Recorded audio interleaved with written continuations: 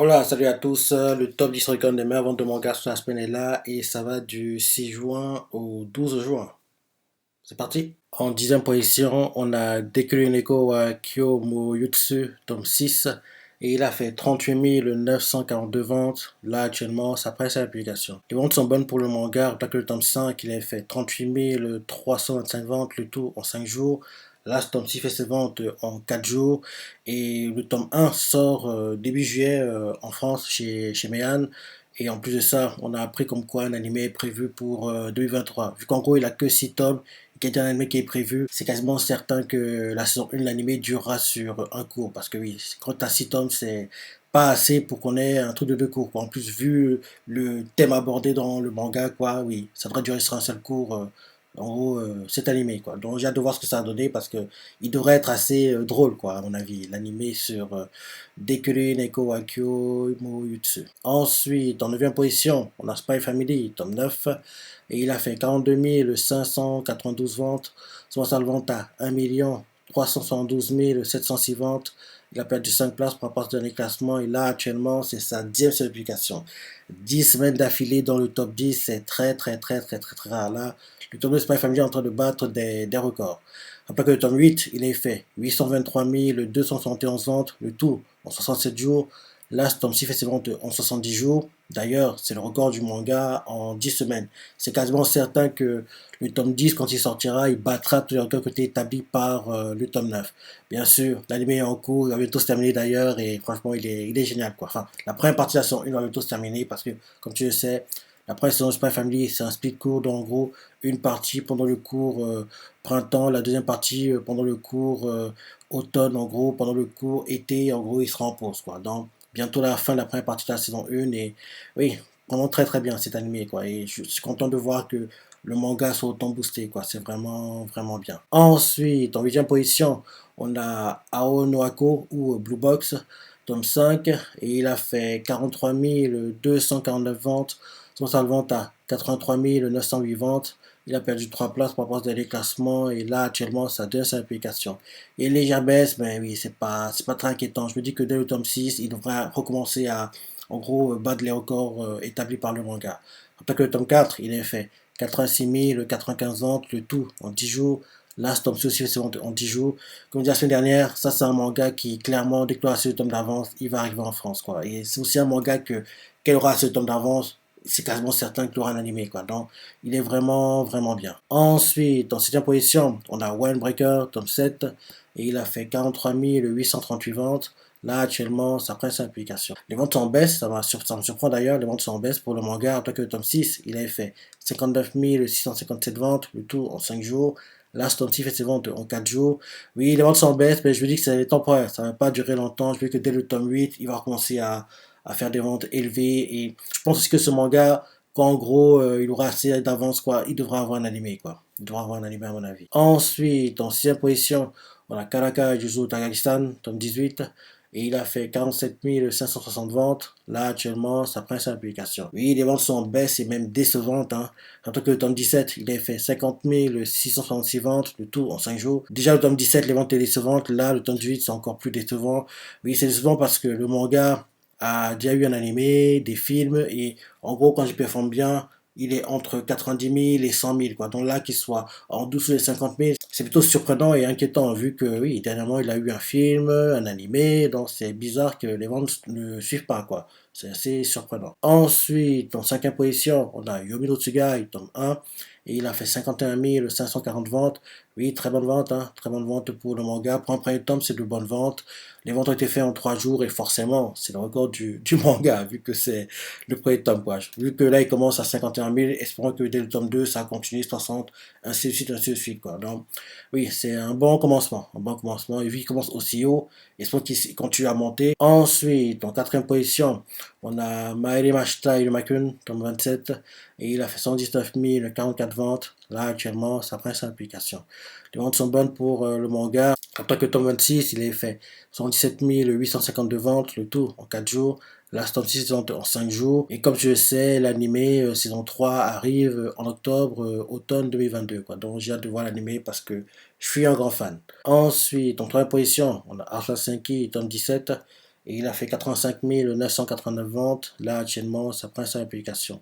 Les ventes sont plutôt stables pour Arslan. Rappelons que le tome 16, il a fait 85 858 ventes, le tout en 4 jours. Là, ce tome aussi fait ses ventes en 4 jours.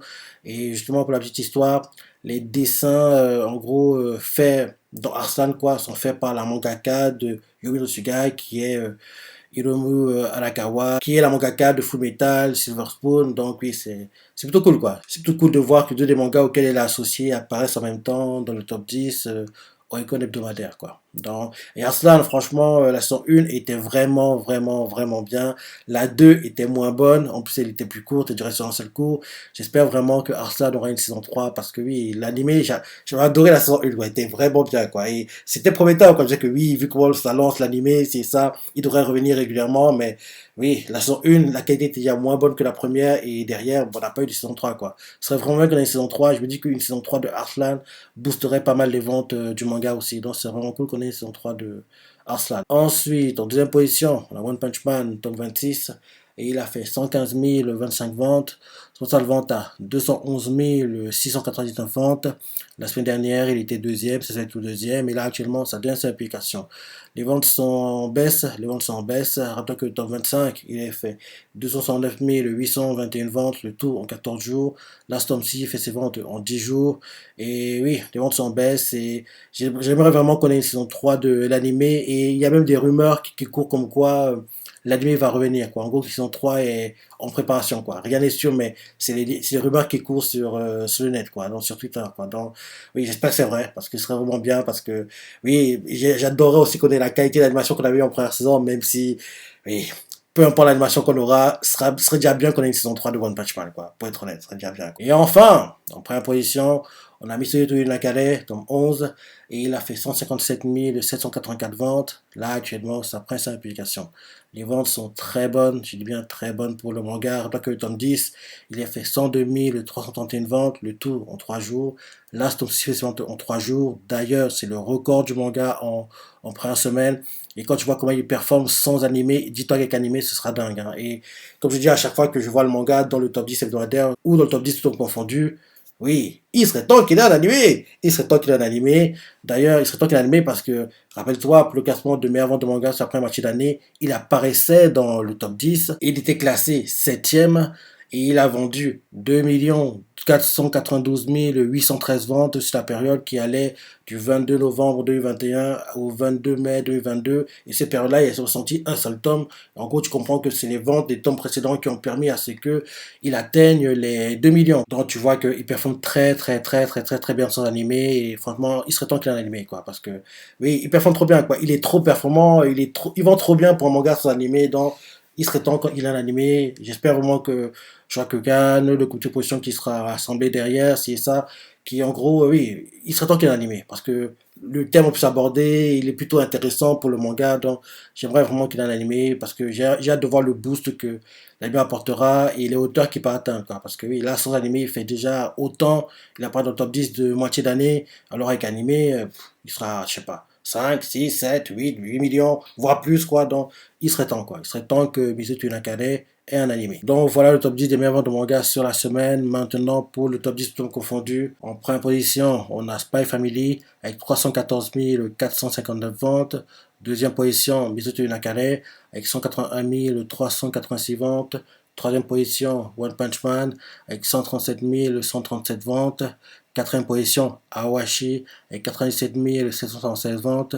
Cinquième position, Irumakun avec 93 741 ventes.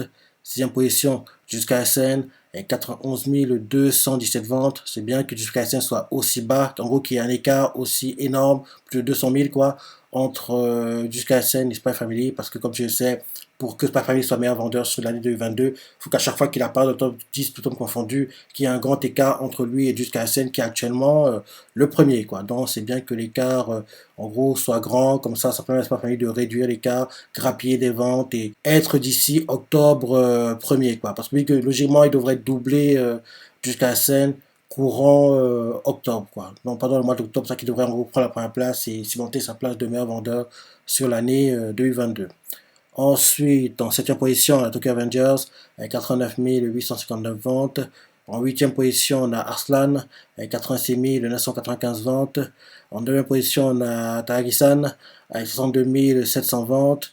Et en dixième position, on a Sakamoto Days avec 55 388 ventes. C'est très rare de voir Sakamoto Days dans ce classement. Et oui, qu'il apparaisse là, c'est une bonne chose. C'est une bonne chose, quoi. Donc oui, voilà le classement des meilleurs mangas tout en confondu, hein, tu vois, ça la pensée, j'étais surpris. Et dans ce classement, les mangas qui ont des animés ou pas, Spy Family animé, Bisous Nakane, il serait temps. One Punch Man l'a eu en animé, mais il serait temps qu'il y en ait une saison 3. Awashi animé, Irumakun animé, Jukasel animé, Tokyo Revengers animé, Arslan, il serait temps qu'on ait retour de l'animé. Tagirisan, il a eu des films et des séries animées, et Sakamoto Days, c'est qu'une question de temps. Donc oui, voilà le top 10, hein, de la pensée, de ressenti, laisse des commentaires, like et... Allez, salut!